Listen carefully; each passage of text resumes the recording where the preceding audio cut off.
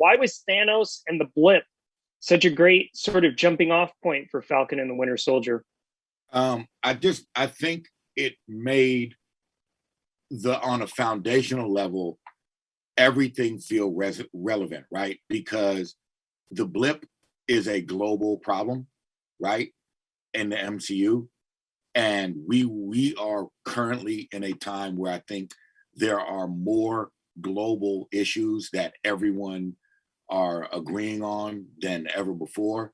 And so by having everything, meaning our villains and therefore our heroes, be responding to this global thing that can't be solved with Thor's hammer and can't be solved with Iron Man's armor, I just think it positioned the show on a core level in a way that was very, very relevant. One of the cool things about the show is the villains, they all came at the situation from their own point of view. And sometimes it wasn't all that villainous. And we also got to see Zemo redeemed in a way that maybe we hadn't thought of back in Civil War. So talk to me a little bit about the approach to the different antagonists in the show. We wanted to sort of, in the spirit of what we just talked about, where the blip sort of exists to create this sort of very relevant world to pull conflict from. The villains, we wanted them to all be not only heroes in their own mind, right? But we wanted their heroic goal to be relatable to people, meaning the fans watching are like, I can relate to, what Zemo is saying. I can relate to what Carly's pursuing. And I would say that we didn't really have villains in this series. We had antagonists. We had people whose approaches did not jibe. But like you just said with Zemo, we didn't say anyone is the bad guy. The show dealt with a lot of things that, maybe 10 years ago, I never thought we'd see bubbling up in the MCU or the Marvel films themselves. What it means to be Black in America.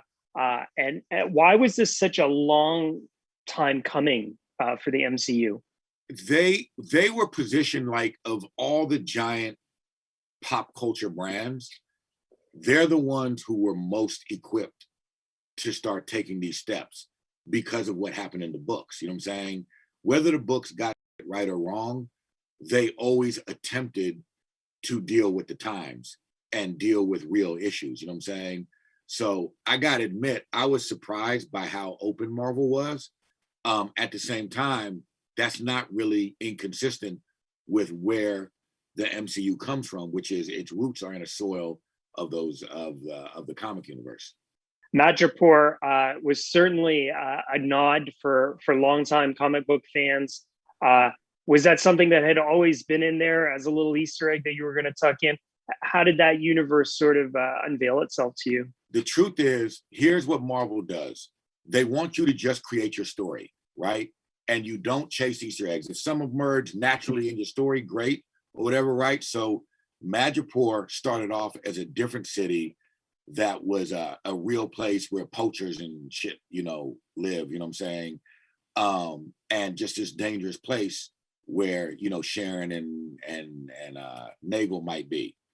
And as the story's going and Marvel's greater cinematic universe is evolving, the execs who work directly with you, who sit in the writer's room with you every day, start to come see, they let you create naturally, like this city that we created, and then they tell you, what if that's Madripoor?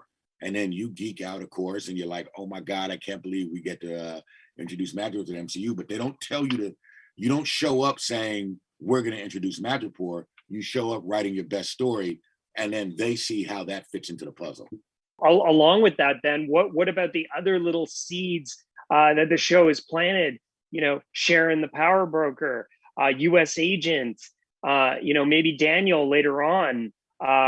Were all those, again, you just had that part of your story, or did they sort of needle you in that direction, in those directions? They don't do that. Like, we picked you, and we knew U.S. Agent was going to be a huge part of the story because of what Sam's journey was going to be. You have to have it.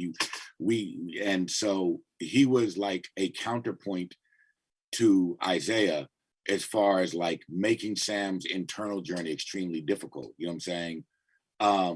Sharon as power broker, I probably won't speak on. I feel less confident about whether that's appropriate to speak on because that's an evolving thing. You know what I'm saying? But you don't show up with agendas. What we did show up knowing was that Sharon had been utterly screwed by Shield, the American government. They just left her hanging. You know what I'm saying? They left her into the wild. And so we knew if you're going to tell her story, and honestly, someone with her skill set who is literally probably made overtures to the CIA, to the Department of Homeland Security, to Shield, even to AIM, whatever, right? She's reached out to everybody and no one's let her in. What would someone with that skill set do if left into the wild?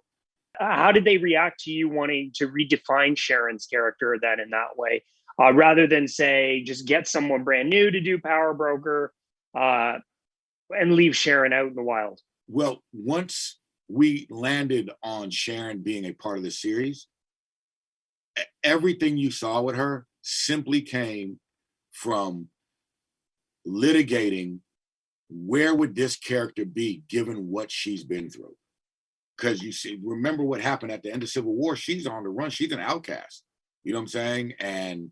And we didn't have the agenda to say, oh, we're going to do this to Sharon. The MCU did that to Sharon. You know what I'm saying? The stories did that to Sharon. We just got a chance now to spend time with her and catch the audience up with what would have happened if everyone turned their back on her. I was one of those people every week going on Reddit, reading fan theories, reading, Easter egg stuff. There was a lot of talk, potential cameos, Chris Evans, Yelena. Any truth to any of that? A lot of truth to a lot of theories and a lot of falseness to a lot of theories. And that's as close as I can get. Okay, and you've been tapped to do Captain America 4. I know you can't tell me anything about it. But can you tell me at least, are you going in a brand new direction? Are you pulling from the comics? Can you give me any kind of tease, Malcolm? I have no idea what is happening with Cap 4. Kevin would be the arbiter, determiner